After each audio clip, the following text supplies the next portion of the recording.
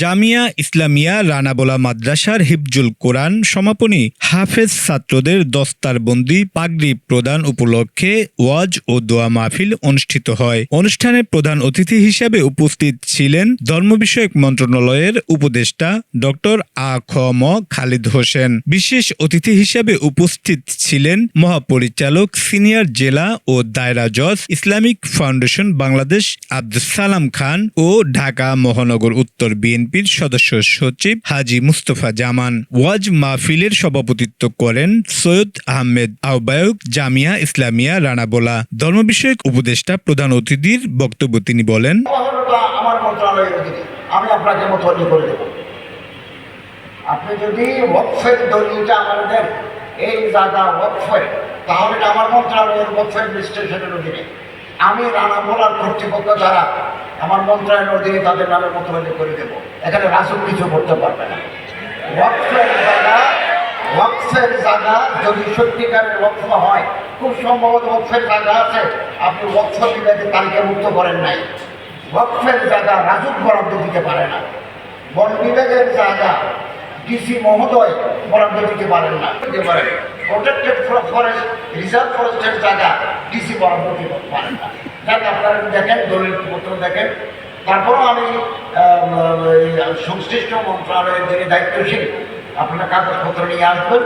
উনিও খুব ভালো মানুষ। আমি আলোচনা করে চেষ্টা করব কোনো সুরাহা করা যায় কিনা। তো আলহামদুলিল্লাহ, এই মাদ্রাসার সাথে আমার বহুদিনের সম্পর্ক। হযরত মাওলানা আব্দুল মালিক খালিদ সাহেব এই মাদ্রাসার প্রতিষ্ঠাতা, বহু বছর আগে, এগুলো এই জামানার কথা নয়। তো আমি এই মাদ্রাসাকে নামে চিনি, দেখে গেছি বহুবার। এলাকার সম্মানিত মানুষ যারা আছেন, রাজনীতিবিদ, ব্যবসায়ী, সমাজহিতৈষী, তাদের সহযোগিতা আছে। ইনশাআল্লাহ আজিজ, আমরা যদি সম্মিলিতভাবে থাকি, ইনশাআল্লাহ আজিজ এই সমস্যার একদিন সমাধান হয়ে যাবে এবং আপনারা এই এলাকার দিন দরদি, কোরআন দরদি মানুষেরা এই মাদ্রাসার প্রতি সবসময় খেয়াল রাখবেন। নিজের ছেলেমেয়েরা মেয়েদের দিবেন এবং আর্থিক সহযোগিতা করবেন, পরামর্শ দিয়ে সহযোগিতা করবেন। ইনশাআল্লাহ আজিজ সংকট কেটে যাবে এবং এই মাদ্রাসা তার নিজের পায়ের উপর দাঁড়াতে সক্ষম হবে ইনশাআল্লাহ। এবং জনাব হাজী মুস্তফা জামান সাহেব অনেক কষ্ট করেছেন আগে থেকে, এবং হযরত জনাব আফাজউদ্দিন সাহেব, জনাব সৈয়দ আহমদ সাহেব, আরও অনেকে এই মাদ্রাসার জন্য আপনারা পরিশ্রম করেছেন। আমি দোয়া করি আল্লাহ তাআলা আপনাদেরকে যথাযথ দান করুন, উত্তম বদলা দান করুন। এখনও যারা আছেন, ইনশাআল্লাহ আজিজ আমরা সমাধান করতে পারবো বলে আশা করছি। আল্লাহর কাছে তৌফিক চাই, আপনাদের সহযোগিতা চাই।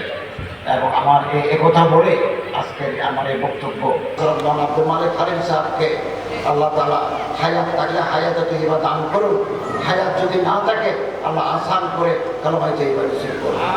ওয়াসাল্লাল্লাহ। আজকের এই মোবারক জলসা কিয়ামতের মাঠে আমাদের নাজাতের ওসিলা বানিয়ে দিয়ে দিলাম।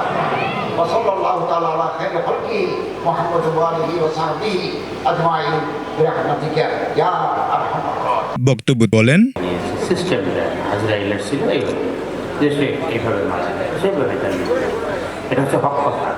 এছাড়াও আরো উপস্থিত ছিলেন মুফতি মাসুদুল করিম, মুফতি মহিউদ্দিন মাসুম, আফাজ উদ্দিন, মুস্তফা কামাল, শেখ মোহাম্মদ রুহুল আমিন, সুরুজ্জামান, মোশাররফ হোসেন, মোহাম্মদ চান মিয়া ব্যাপারী, মুফতি আহমেদ শফি, মাওলানা শহীদুল ইসলাম সহ আরো অনেকেই উপস্থিত ছিলেন।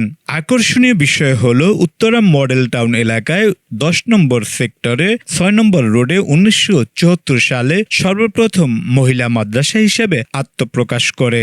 এই মাদ্রাসাটি বাংলাদেশের মহিলা মাদ্রাসার প্রবর্তক পীরে কামেল সাইখুল হাদিস আল্লামা আব্দুল মালেক হালিম দামাত বারকাতুহু এই মাদ্রাসাটি প্রতিষ্ঠা করেন। বর্তমানে এই মাদ্রাসাটি উত্তরার সর্বস্তরের মানুষের আস্থা গ্রহণ করতে সক্ষম হয়েছে।